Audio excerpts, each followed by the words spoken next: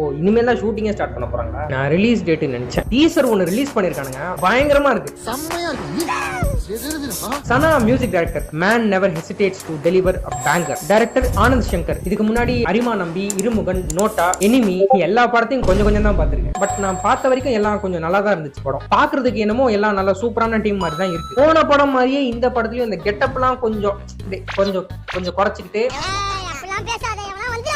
வீர தீர சூரன் மாதிரியே அந்த மாதிரி இருந்தா கொஞ்சம் நல்லா இருக்கும். போன படம் மாதிரியே சூப்பரா இந்த படமும் இருக்க சான்சஸ் நிறைய இருக்கு அப்படின்ற மாதிரி இந்த டீசரை பார்த்தா தோணுது. ஜான்விக் மாதிரியான ஒரு கதைக்களம் இருக்கும்னு நினைக்கிறேன். குக் இருக்காரு, அவரோட ஐடென்டிட்டியை மறைச்சி லியோ படம் மாதிரி இருக்கு. லைட்டா